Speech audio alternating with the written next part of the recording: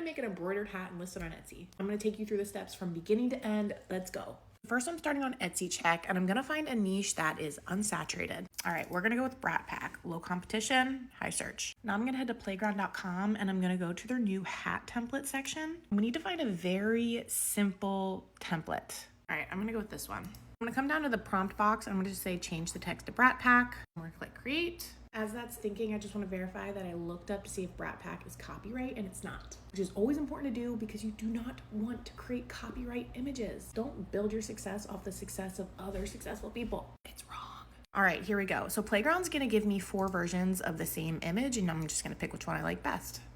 This one's perfect. So I'm going to come up here and click export. I'm going to remove the background, and then I'm going to click download. I'm going to come over to Printify. I'm going to find the embroidered classic dad hat. If this is your first time creating embroidery, we're going to come over here and click download design template. We're going to come to photopea.com, which is like a free Photoshop, and we are going to drag and drop that download here. It's going to give you some directions on your actual design, but it's also going to give you the size of your design. You need to size it the exact size as the hat. We're going to create a new file that's 1200 by 675 by going up here and clicking File, New. Type in 1200 by 675 pixels and click Create. I uploaded my downloaded image here. I'm just going to size this to fit it in the entire section because I want this as big as I can on the hat. If you're happy with it, you're going to click File, Export, and then PNG. And come back over from Printify and drag it onto the canvas. And there we go. You cannot resize this at all, which is why you need to create the actual file size, the exact size of the canvas. Now you're going to come over here and choose what colors you want. So I want black, white, and I want stone. Oh, it's pretty. Come up and hit preview and you can see what it might look like. Then click save product.